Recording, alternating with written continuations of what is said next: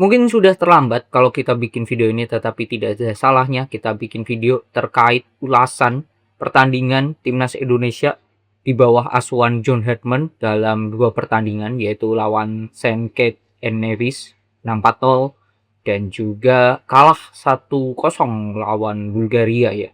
Kita ulas sisi positif dan sisi negatifnya saja itu.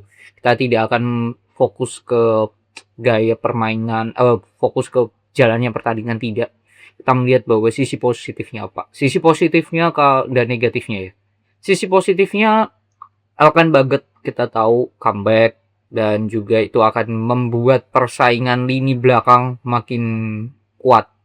Ya, makin kuat. Dimana kita tahu 2 match itu John Herdman pakai pola 3-4-2. Kalau saya lihat 3-4-2-1 ya. Dimana satu striker dan duanya sebagai ya free roll lah. Itu dengan orang-orang yang berbeda. Saat St. Kitts and Nevis itu 2 role yang berbeda, itu Beckham dan juga Ole Sananta yang target man. Kalau di match selanjutnya lawan Bulgaria itu Ole dan juga Ragnar ya itu.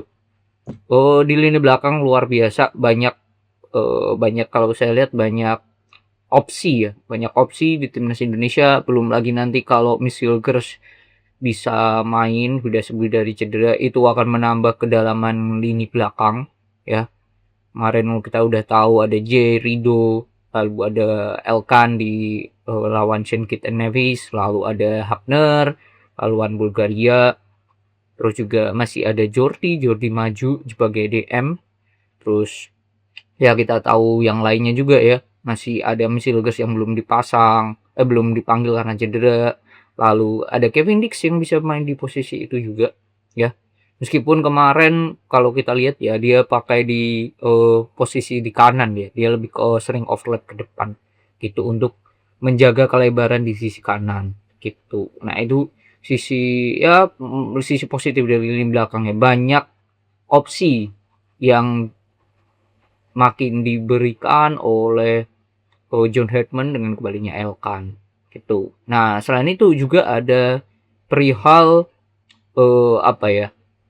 upgrade atau promosi yang diberikan oleh John Herdman kepada pemain muda, yaitu credit point buat Donitri Pamungkas. 2 match dia main good di sisi kiri, bagus menurut saya, bisa jadi persaingan yang ketat.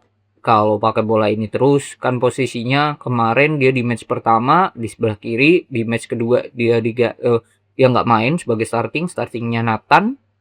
Terus masih ada yang belum dipanggil karena kemarin ya kabarnya sakit, itu Dan James.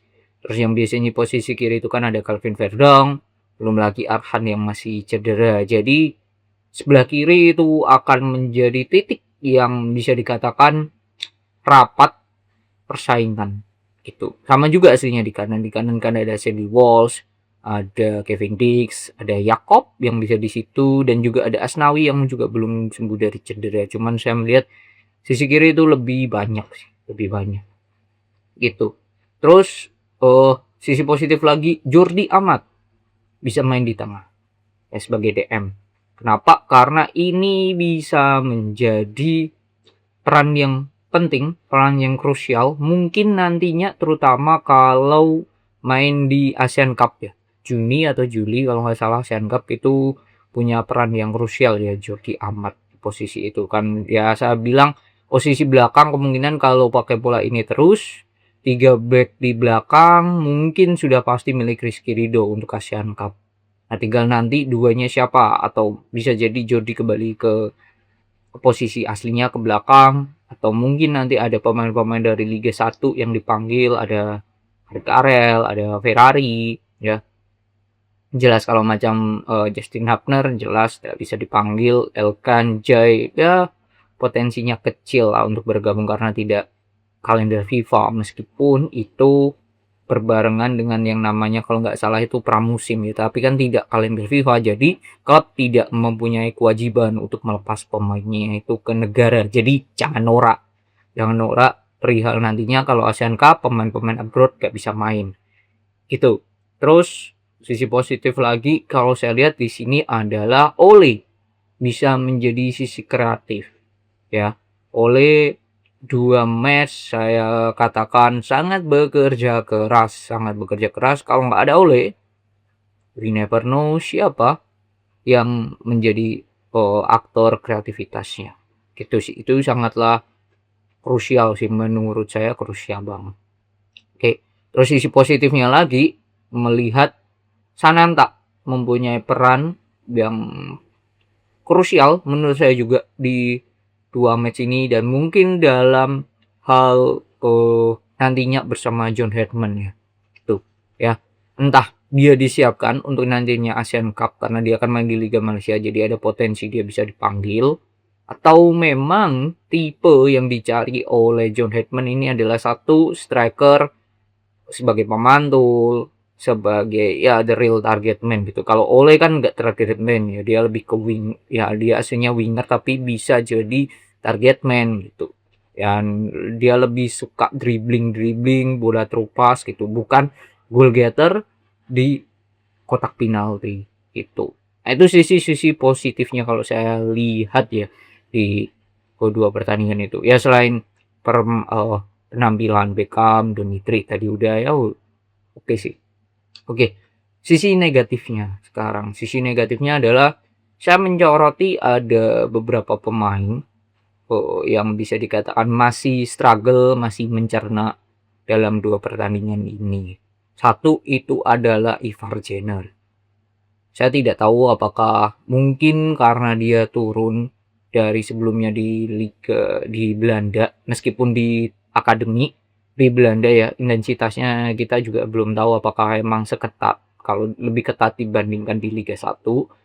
Tapi di Liga 1 ya, menurut saya sentuhannya agak beda dibanding saat waktu Ivar Jenner waktu di bawah asuhan STY.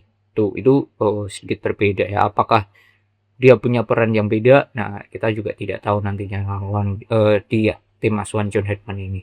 Kenapa? Karena menurut saya nantinya Ivar Jenner ini akan punya peran penting, terutama di ASEAN Cup, karena dia akan main di Liga 1, jadi bisa untuk main sih.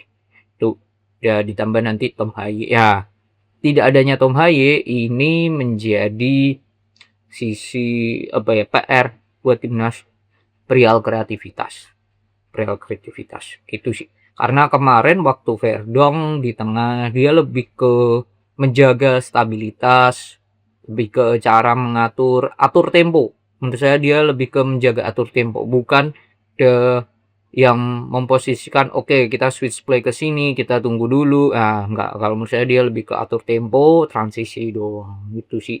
Tapi tidak berani, Verdong kalau saya lihat belum berani untuk memberikan bola-bola daerah, bola-bola berbahaya ke depan gitu. Nah, itu malah Ole. Nah, itu jadi PR tersendiri siapa nantinya. Nah, kenapa? Karena kita kemarin tidak punya sosok juga. Nah, kalau melihat 2 pertandingan kemarin, sosok Ricky Kambuaya menurut saya punya peran ya. Kalau 2 match kemarin ada Kakak Ricky ya, cuman kemarin kan nggak ada gitu kan. Dan juga tidak ada kreativitas di winger. Ya, Ole bahkan yang bisa punya kreativitas itu dia mainnya menurut saya itu di mana-mana, ke kanan, ke kiri, ke tengah, dia muter-muter.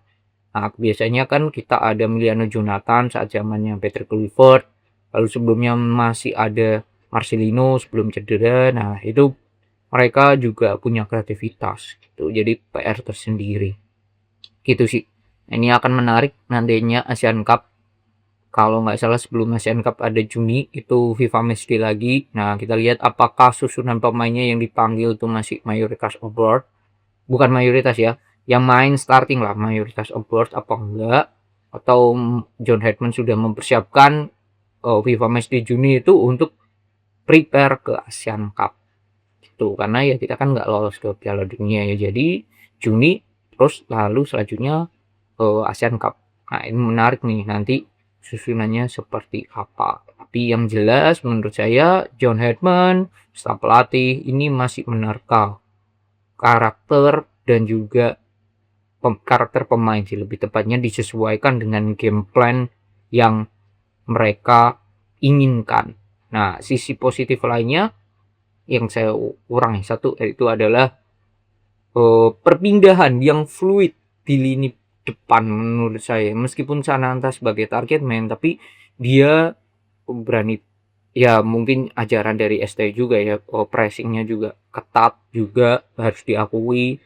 Cari posisinya menurut saya Sananta oke. Meskipun first touch-nya banyak errornya atau bisa dikatakan kadang sering offsetnya terutama lawan Saint Kitts and Nevis ya.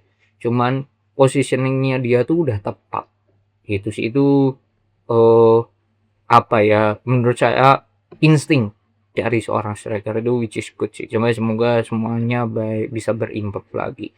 Menarik nantinya terutama di Asian Cup, ada nggak kejutan-kejutan yang dilakukan oleh John Herdman perihal pemanggilan dan juga starting nantinya gitu.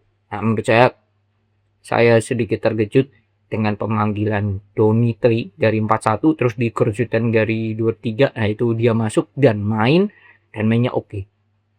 Bagus menurut saya, transisi dia step by stepnya dia untuk masuk ke senior bagus, dan menurut saya dia pasti main sih untuk Asian Cup sih. Itu mungkin ulasannya 2 pertandingan yang kita bisa lihat sisi positif dan negatifnya John Herdman bersama timnas Indonesia. Pasti akan lebih berproses lagi, cuman dia pede Indonesia bisa lolos ke Piala Dunia 2030 gitu. Oke, kita lihat ya nanti perkembangan permainannya seperti apa. Apakah ada nama-nama yang muncul, entah itu dari naturalisasi atau kejutan yang belum pernah dipanggil. Nah, itu akan menarik kita lihat perkembangan timnas di bawah asuhan John Herdman.